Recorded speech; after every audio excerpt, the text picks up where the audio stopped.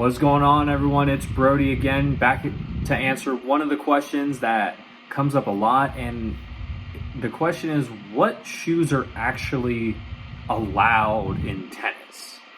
And there's a few different types, but one main one that really just is like supposed to be in tennis. So a lot of people will know about their regular sneakers. They wear them every day. They just wear them out casually. They may offer some cushion, some nice comfort, but they're not very supportive, especially around the ankle, to where if you tried moving side to side, the shoe isn't going to do much for you. So that's where you technically can wear your normal everyday shoes if you're going to like the park or somewhere that's out, or a public court outside. You could wear those, and that's why I see a lot of people do, especially if they're just starting out, but you really don't want to, because not only do you have a much higher chance of ruining your shoes, you have a much higher chance of rolling your ankle and a much higher chance of your feet hurting because there's not enough support or cushion in those shoes. You don't want to do that. The second type of shoe you would see is the classic and traditional tennis shoe. This one is the Adidas Barricade, not the newest editions, but the edition right before it. I don't remember the exact number on it, but this is my personal pair of them. So the thing about the actual tennis shoes is that, like I said, they're right here around the ankle. It's gonna lock your ankle and heel into place so that you have less chance of rolling it, which is more common with other shoes. This one, the back of it comes up a little bit higher just to lock in that heel even more, as well as most tennis shoes have a specific type of tread on them. This one, as you can see, is designed for more of a hard court because this pattern here, it's not that deep.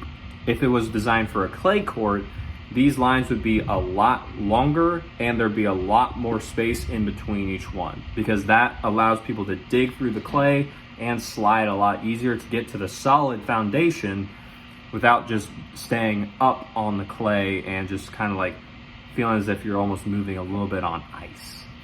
But a lot of courts and just like clubs, they've had rules before where a shoe cannot have a marking outsole.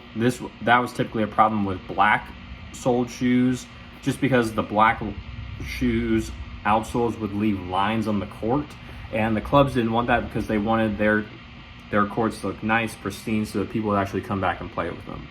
That really isn't much of a problem anymore, because a lot of the times all the manufacturers, whether they have a white outsole, a black outsole, or any other color, all the materials they've made are non-marking, so you really don't see this problem anymore with it. So almost any new tennis shoe that you see on the market today that is made specifically for tennis, not just says tennis shoe and is actually just a casual everyday sneaker, that's when you can actually use these on the court and just not have to worry about them being a marking outsole.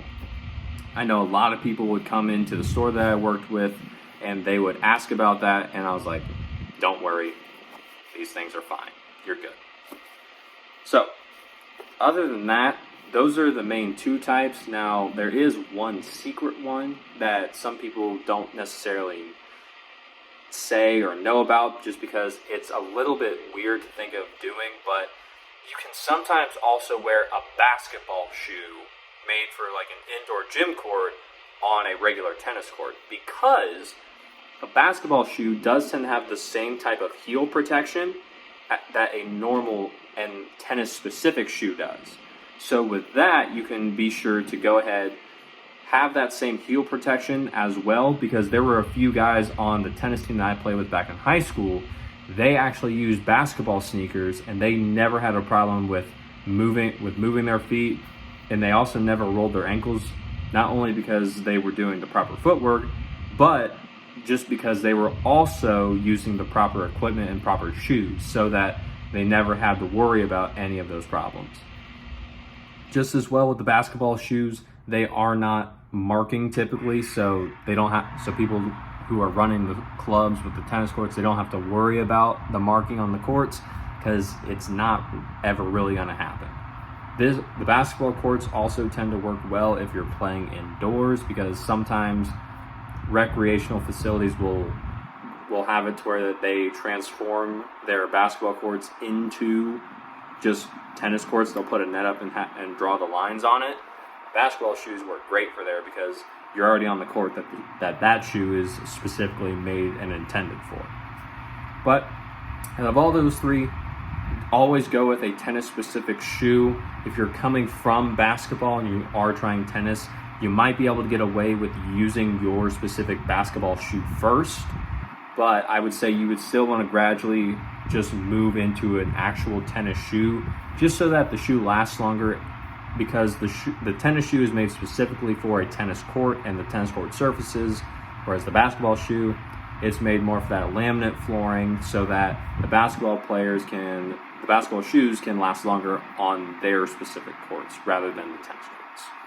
So, if you got any value from this video, leave a comment down below. Of any more questions that you have, leave a like on the video so that I know that you enjoyed this, as well as subscribe to the channel so I can get more of this information out to the people who actually need it, and get rid of a lot of the misinformation that people are spreading in the tennis community that could potentially harm you or anyone else that you care about that is wanting to get into the game of tennis or already enjoys it.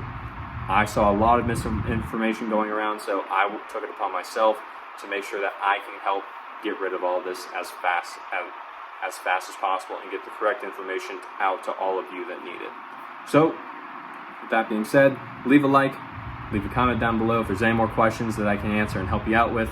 Subscribe to the channel so that we can grow and get this channel out to all those who need it, as well as share this video with a friend if they're looking into a new pair of shoes, or if they're wanting to get into tennis and see what's actually going on behind the scenes with the tennis shoes.